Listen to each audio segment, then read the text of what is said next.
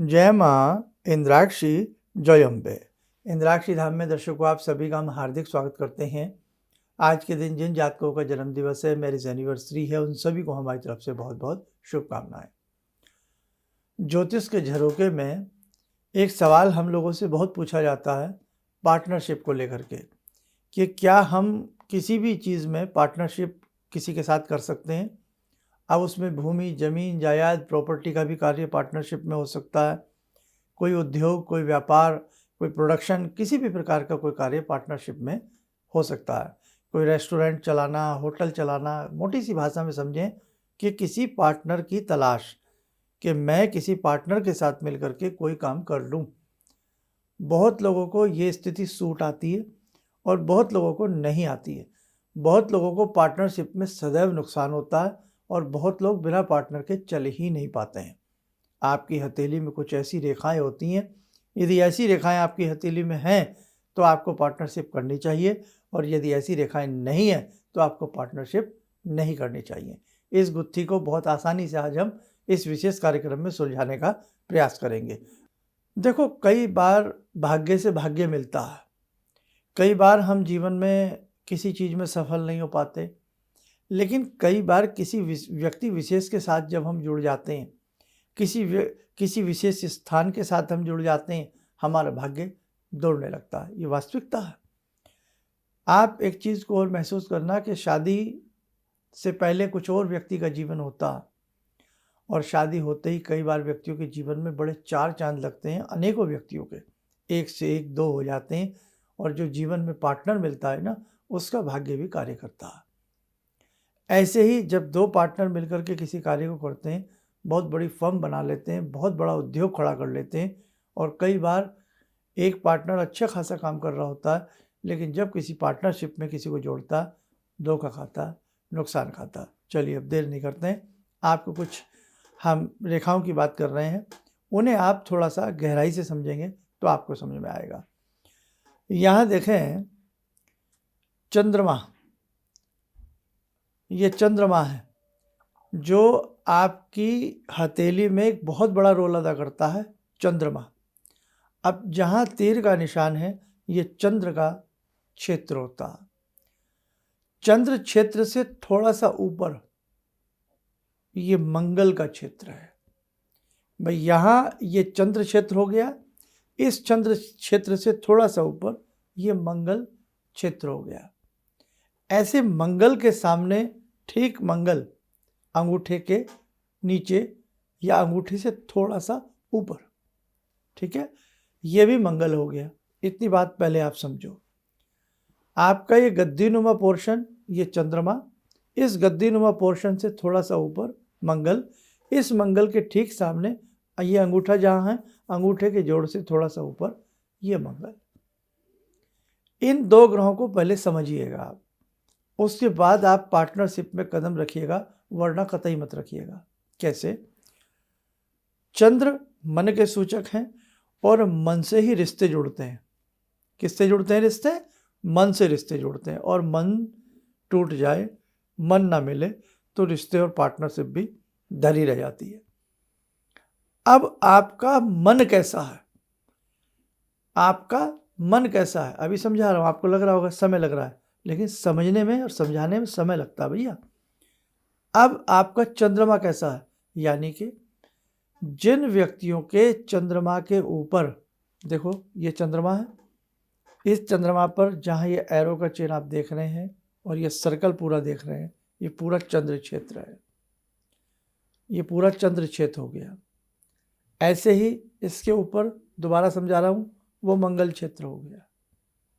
आप समझें, ऐसे जिन जातकों के चंद्रमा कमजोर हों, बिल्कुल अंदर को पिसे हुए हों, दबे हुए हों, या चंद्रमा के ऊपर नाना भांति के अशुभ चिन्ह बने हों, बैलून जैसी आकृति बनी हो, और ग्रिल, दाग, धब्बे, कुंदुक के चिन्ह बने हों, अनेकों रेखाएं चंद्रमा को क्रॉस करती हों, काटती हों, आपका चंद्रमा कमजोर है। जन्म पत्रिका की यदि मैं बात करूं, आपकी हॉरोस्कोप की बात करूं, उसमें देखें, अगर जातक की जन्म पत्रिका में तृतीय भाव में, किसमें? तीसरे घर में, एग्जाम्पल दे रहा हूँ, थर्ड हाउस में शनि के साथ चंद्रमा आ जाए, या राहु के साथ चंद्रमा आ जाए, या केतु के साथ चंद्रमा आ जाए, या 8 नंबर लिखा हो तीसरे घर में वृश्चिक के चंद्रमा हो जाए। 4 बातें ध्यान से फिर देखें।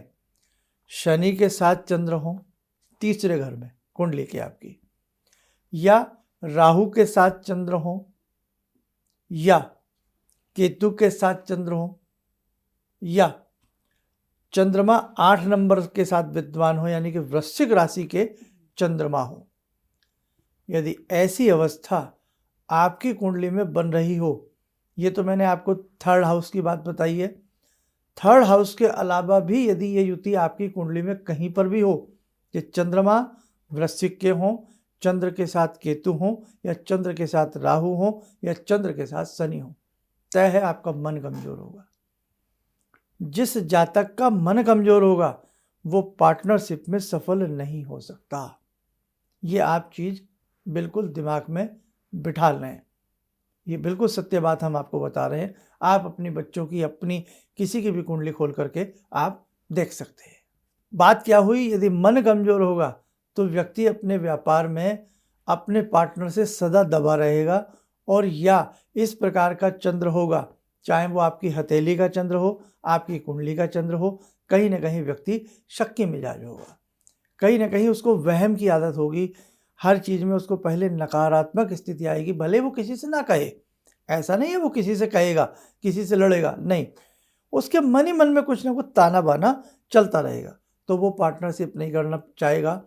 और अब यही सवाल निकल करके आता है कि जिस व्यक्ति के चंद्रमा हथेली में ऐसे हों जैसे बताए गए, जिसके चंद्रमा कुंडली में हो जैसे हमने कुंडली में बताए, तो उस जातक को कदापि पार्टनरशिप में पाँव नहीं रखना चाहिए। उसको पार्टनरशिप नहीं फलेगी, नुकसान खा जाएगा, लास्ट में धोखा ही मिलेगा। और एक चीज़ और बताएं, आप अपनी पूरी स्क्रीन के ऊपर भी देख लें, ये चंद्रमा है, चंद्रमा देखें ध्यान से, पूरा सर्कल चंद्रमा में, एरो का चिन्ह चंद्रमा पर, इसी चंद्रमा से ऊपर आप व्यक्ति की मस्तिष्क रेखा देखें, मस्तिष्क रेखा देखें, मस्तिष्क रेखा से ऊपर हृदय रेखा देखें, हृदय रेखा, हार्ट लाइन देखें, मस्तिष्क रेखा देखें, ये है हार्ट लाइन जिस पे एरो का चिन्ह जा रहा है, उससे नीचे है मस्तिष्क रेखा, माइंड लाइन जा रही है, आपकी मेधा रेखा भी कहते हैं, और ये आपका जो हम दिखा रहे हैं सर्कल में, ये आपका है चंद्रमा।